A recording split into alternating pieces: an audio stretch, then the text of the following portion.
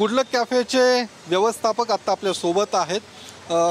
ज्या पद्धतीने जी काही घटना घडलेली आहे त्यानंतर अन्न औषध प्रशासन विभागाकडून या कारवाई करण्यात आलेली आहे, काय नेमकं तुम्हाला सांगण्यात आलेलं आहे? ज्या प्रकारे तो व्हिडिओ व्हायरल झाला आहे आणि FDA वाल्यांनी आमच्याकडे येऊन आणि त्यांनी काही नियमावली आम्हाला दिलेली आहे, त्या नियमावलीनंतर त्यांनी काही आम्हाला पॉईंट सांगितले आहे, त्या पॉईंट्सवर आम्ही काम करतो आहे।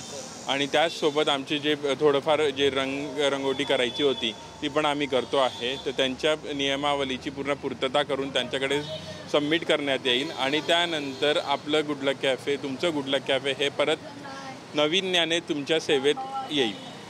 कधीपर्यंत या सगळ्या अटींची पूर्तता केली जाईल? काय नेमक्या अटी काय काय घालून देण्यात आलेल्या आहे?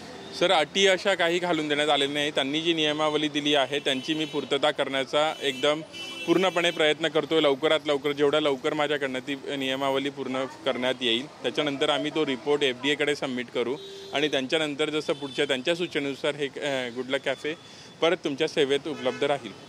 पण मग जी काही घटना घडलेली आहे, जे काही कस्टमर ग्राहक तुमच्याकडे आले होते त्यांच्या बनपाव मस्कमध्ये काचेचा तुकडा आढळून आलेला आहे, त्याची काय नेमकी तपासणी केली का आपण आपल्या पातळीवरती? काय नेमकी ती घटना होती? त्या गोष्टीवर आम्ही आमच्या बाजूने पूर्णपणे इन्व्हेस्टिगेशन करतो आहे। CCTVची फुटेज, त्यानंतर आमचे जे कर्मचारी त्यावेळेला कामावर होते त्यांच्याकडनं डिस्कशन चाललं आहे। जे आमच्याकडनं आम्ही बनवतो त्या गोष्टीचा पूर्ण तपास चालला आहे। ज्या गोष्टीचं पूर्णपणे आमच्याकडे जेव्हा माहिती येईल तेव्हा आम्ही त्या गोष्टीचं तुम्हाला पूर्णपणे माहिती सांगू। हा कॅफे प्रसिद्ध कॅफे आहे आणि पुणेकरच नव्हे तर राज्यभरातून नागरिक या ठिकाणी बनपाव खाण्यासाठी येत असतात।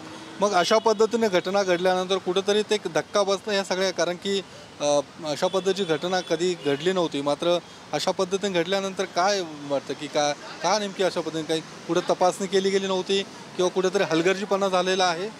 सर, तपासणी ही माझी रोज म्हणजे डेली बेसिसवर होते आणि हलगर्जीपणा तर नाही सांगू शकत, पण जे काही घडलं आहे त्या गोष्टीचा मी पूर्णपणे तपास करतो आहे। तपास लागल्यावर जे पण माझ्या हातात येईल किंवा जो पण मी गोष्टी कळतील त्या मी गोष्टीचं तुम्हाला पूर्णपणे माहिती देईल आणि सांगेल। आणि त्याच्यानंतर जो त्रास मला नाही, हा त्रास पूर्ण पुण्याला झाला आहे, कारण की पुणेकरांचा जो आमच्यावर विश्वास आहे त्यानुसारच आम्ही एवढ्या दिवसांपासून आज इथं हे गुडलक कॅफे चालवतो आहे। हे गुडलक कॅफे फक्त माझं नाही, हे गुडलक कॅफे आपलं सगळ्यांचं आहे। तर मला हे तुमच्याकडे विनंती आहे की आम्हाला थोडा वेळ द्या, आम्ही प्रत्येक गोष्टीचं पूर्णपणे तपास करतोय आणि तुम्हाला पूर्णपणे ह्या गोष्टीची कल्पना नंतर देण्यात येईल।